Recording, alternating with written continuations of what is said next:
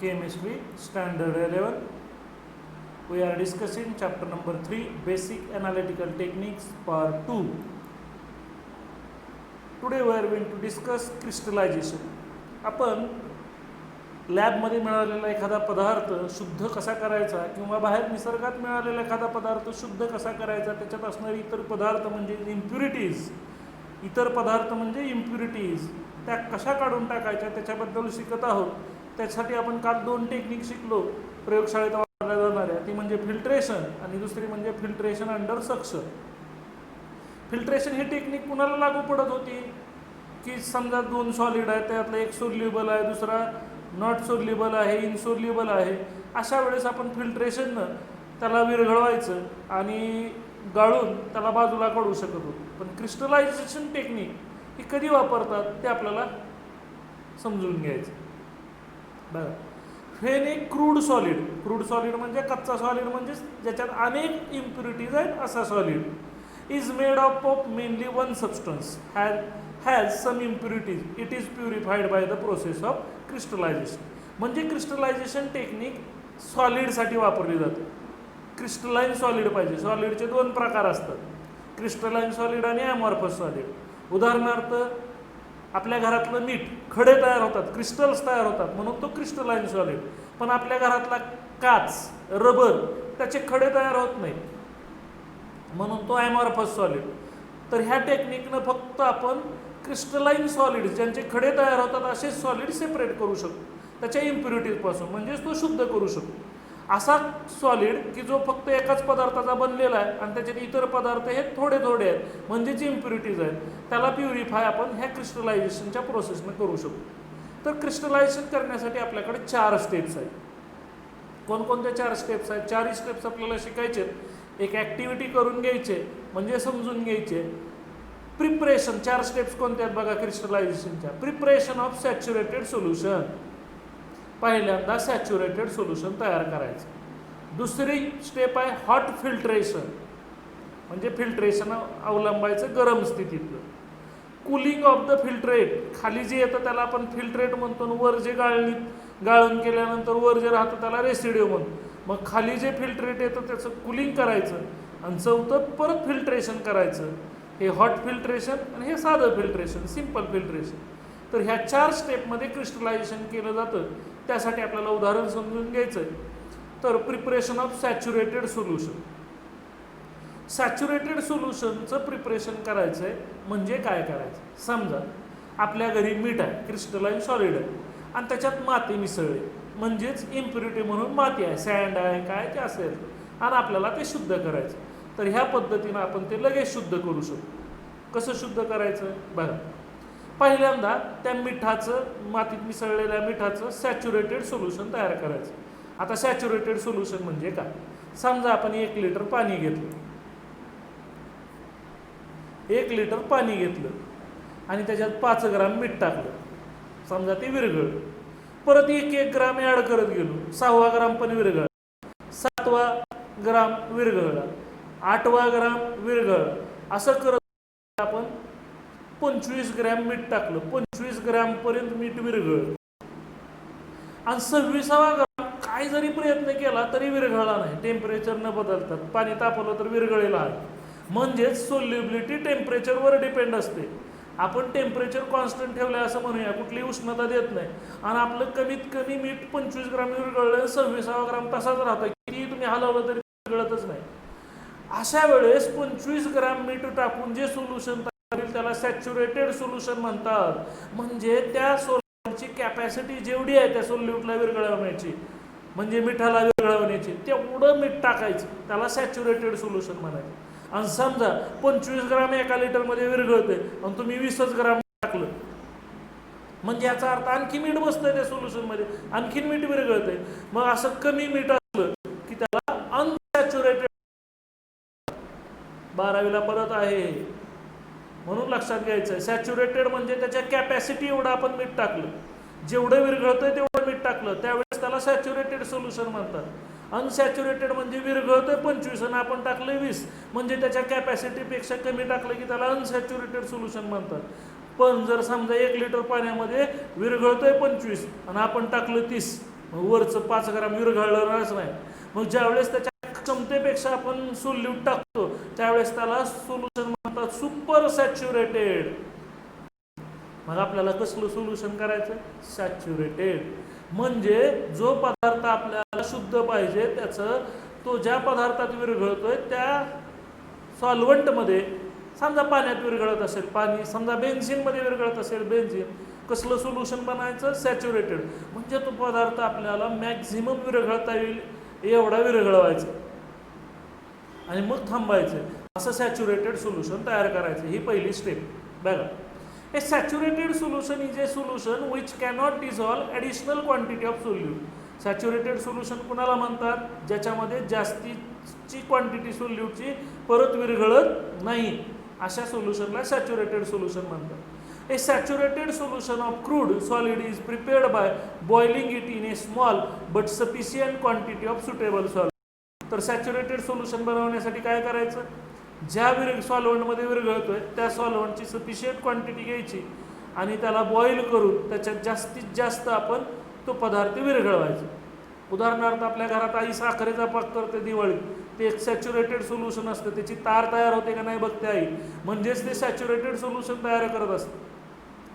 On doing so the main solute forms an almost saturated solution, but the solution is not saturated with respect to the solute impurities as they are in small proportion. बघा, आपला जो main solute आहे त्याचं saturated solution होत आहे, पण ज्या impurities आहेत त्या मात्र सॅच्युरेटेड होणार नाही, कारण त्यांचं प्रपोर्शन कमी असतं. म्हणजेच सॅच्युरेटेड सोल्युशन कुणाचं होणार? आपण जो सॉलिड घेतला त्या सॉलिडचंच होणार, आणि त्या सॉलिड बरोबर ज्या विरघळणाऱ्या इम्प्युरिटीज असतील त्यांचं मात्र सॅच्युरेटेड सोल्युशन तयार होणार नाही. म्हणजे फिल्ट्रेशन टेक्निक आपण कुणाला वापरू? मिठामध्ये काय मिसळले? मिठामध्ये माती मिसळले त्यावेळेस फिल्ट्रेशन. पण मिठामध्ये ज्यावेळेस साखर मिसळेल त्यावेळेस फिल्ट्रेशन आपण मीठ आणि साखर वेगळं करू शकत. मग मीठ आणि साखर एकमेकामध्ये मिसळले तर समजा जास्त पदार्थ मीठ आहे तर मिठाचं सॅच्युरेटेड सोल्युशन तयार होईल, आणि थोडी साखर असेल त्या साखरेचं सॅच्युरेटेड सोल्युशन तयार होणार नाही. म्हणजेच तिथं साखर ही स्मॉल प्रपोर्शनमध्ये असेल.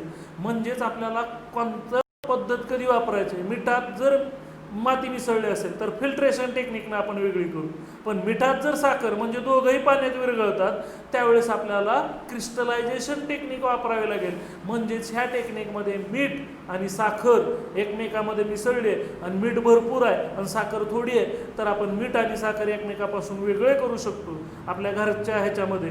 तर इथं साखर कमी असल्यामुळं त्याचं सॅच्युरेटेड सोल्युशन तयार होणार नाही, पण मीठ भरपूर असल्यामुळं त्या पाण्यामध्ये त्याचं कसलं सोल्युशन तयार होणार?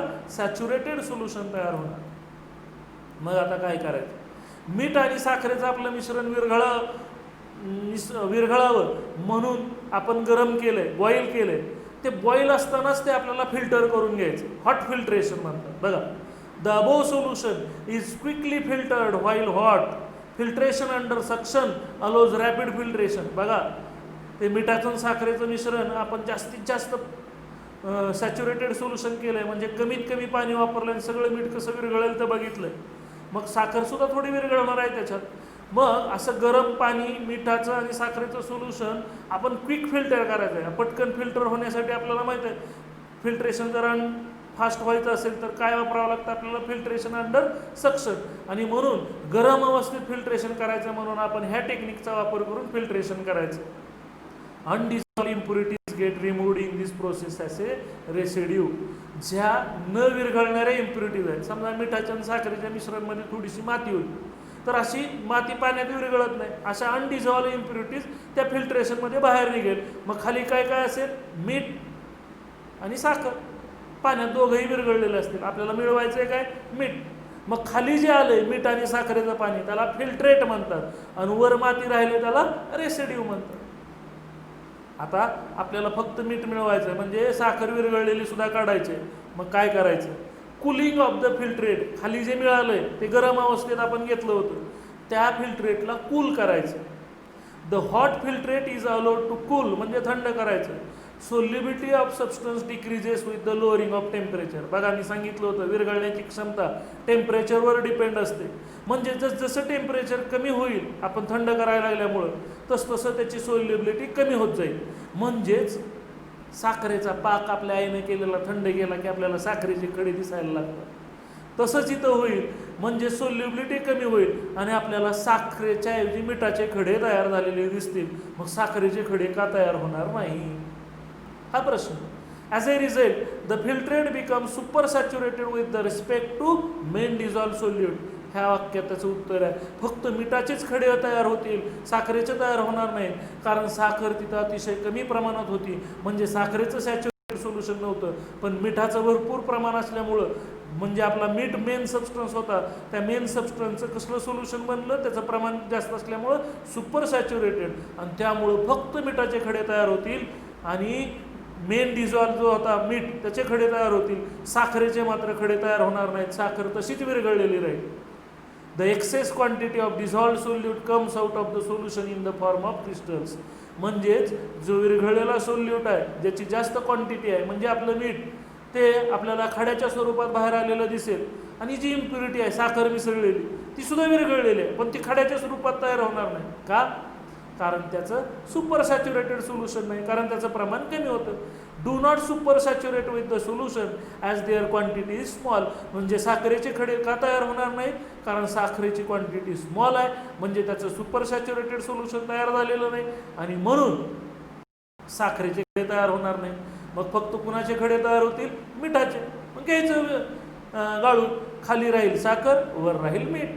These continue to stay in the solution in dissolved state even on cooling. आणि त्यामुळं फक्त मिठाचेच खडे तयार व्हायला लागतील, म्हणजे मेन सबस्टन्सचेच फक्त क्रिस्टल्स तयार होतील, इम्प्युरिटीजचे क्रिस्टल्स तयार होत नाहीत.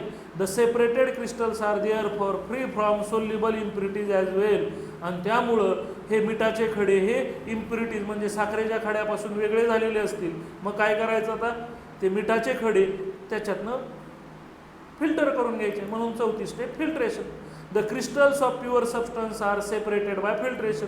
गाळण कागदाच्या फिल्टर पेपरच्या मदतीनं ते मिठाचे खडे तयार झाले, तर खाली साखर पाण्यात आहे, ते गाळून घ्यायचं, वर मिठाचे खडे राहतील आणि खाली साखरेचं पाणी येईल.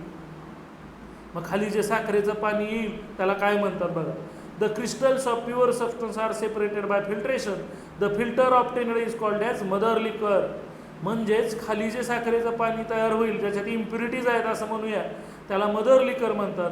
The crystal so formed are free from soluble as well as insoluble impurities. म्हणजेच आपल्याला मीठ शुद्ध करायचं होतं, मग मिठातनं आपण माती पण बाजूला केली, म्हणजे इन्सिलेबल इम्प्युरिटी पण बाजूला केली, आणि मिठातलं साखर जी पाण्यामध्ये विरघळत होती ती सोल्युबल इम्प्युरिटी सुद्धा आपण वेगळी करू शकतो. असं सोल्युबल आणि इन्सोल्युबल इम्प्युरिटीज, फिल्ट्रेशननं फक्त इन्सोल्युबल इम्प्युरिटीज बाजूला निघतात, पण क्रिस्टलायझेशनमुळं सोल्युबल आणि इन्सोल्युबल इम्प्युरिटीज बाजूला निघतात.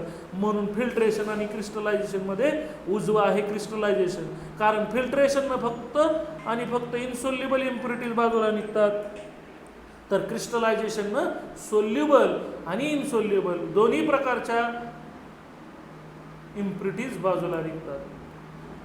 Choice of solvent. सॉल्व्हंट कसा पाहिजे?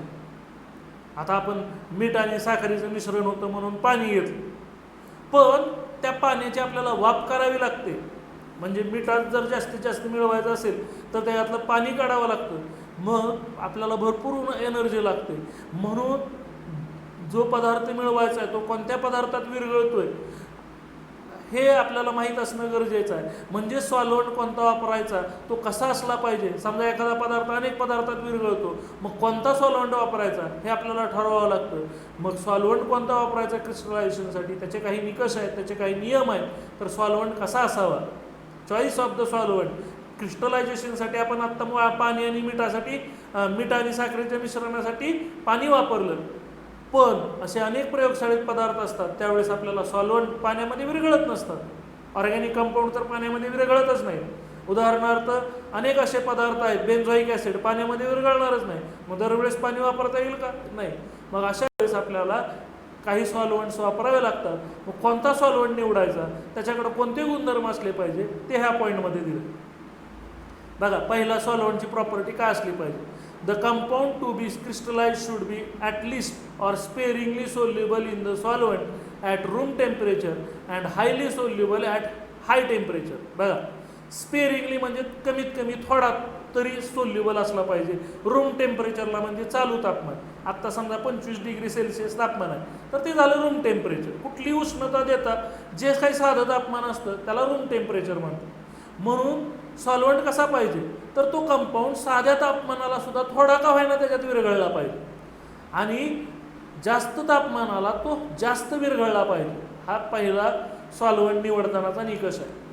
दुसरं, solvent should not react chemically with compound to be purified. समजा मिठ आपल्याला शुद्ध करायचं आणि त्या मिठाची पाण्याचीच रिॲक्शन झाली तर मग कसं शुद्ध व्हायचं मीठ. म्हणून त्या सॉल्व्हंटची आणि जो पदार्थ शुद्ध करायचा आहे त्याची कुठलीही रिॲक्शन नाही झाली पाहिजे. म्हणून solvent should not react chemically with the compound to be purified. ज्याला शुद्ध करायचं आहे त्याच्यासाठी आपण विरघळवण्यासाठी जो सॉल्व्हंट वापरतोय त्याची आणि त्या पदार्थाची कुठलीही केमिकल रिॲक्शन नाही झाली पाहिजे, नाहीतर तिसराच पदार्थ तयार होईल. Solvent should be volatile so that it can be removed easily. बघा, मीठ पाण्यात विरघळलेलं होतं, मग मीठ मिळाले त्याला पाण्यापासून वेगळं करावं लागतं. म्हणून आपल्याला सॉल्व्हंट कसा पाहिजे, व्होलेटाईल, म्हणजे त्याची वाफ लगेच झाली पाहिजे, तो सॉल्व्हंट लगेच निघून गेला पाहिजे, नाहीतर तो सॉल्व्हंट जाणारच नाही आणि आपल्याला भरपूर उष्णता देऊन पदार्थ मिळणारच नाही. म्हणून असा सॉल्व्हंट पाहिजे की तो व्होलेटाईल, म्हणजे तो सोल्यूटपासून त्या पदार्थापासून लगेच काढता येईल आपल्याला. मग असे सॉल्व्हंट कोणते आहेत की ज्यांची वाफ होते, वॉटरची सुद्धा लवकर होत नाही, 100 डिग्री सेल्सिअसला वाफ होते. म्हणून असे कोणकोणते सॉल्व्हंट वापरायचे, water, ethyl alcohol, methyl alcohol. बघा, हे सगळे ऑर्गॅनिक सॉल्व्हंट आहेत पाणी सोडून, ज्याच्यात ऑर्गॅनिक कंपाऊंड विरघळतात. Ethyl alcohol, methyl alcohol, acetone, ether और they combinations are generally used as a solvent for crystallisation.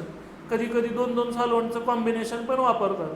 म्हणून हे सॉल्व्हंट शक्यतो वापरतात. मग कोणता आपल्याला पाहिजे तो कसा निवडायचा, तर त्यासाठी ट्रायल अँड एरर म्हणजे बघायचं तो पदार्थ इथिल अल्कोहोलमध्ये विरघळतोय का मिथिल अल्कोहोलमध्ये जास्त विरघळतोय का ॲसिटोनमध्ये. म्हणजे ट्रायल आणि एरर घ्यायचं, बघायचं, नको म्हणायचं, जर आवडला तर तो ठेवायचा, त्याला ट्रायल एरर म्हणायचं. प्रयत्न करत राहायचं, ज्यावेळेस उत्तर मिळेल त्यावेळेस ते वापरायचं. म्हणजेच ट्रायल करत राहायचं. पहिल्यांदा वॉटरमध्ये विरघळतो का बघायचं, परत इथिल अल्कोहोलमध्ये विरघळतो का बघायचं, परत मिथिल अल्कोहोलमध्ये विरघळतो का बघायचं, ॲसिटोन. ह्या सगळ्यात जास्त कोणाच्यात विरघळलं समजा ॲसिटोनमध्ये, तर आपण सॉल्व्हंट कोणता वापरायचा, ॲसिटोन. त्यासाठी आपण ट्रायल किती जणांची घेतली, 4 जणांची. म्हणजे ह्या 4-3 जणांच्या वेळेस एरर आला, म्हणून अशा मेथडला म्हणतात ट्रायल अँड एरर मेथड. राहिलेला भाग आपण उद्याच्या लेक्चरमध्ये बघूया. थँक्यू.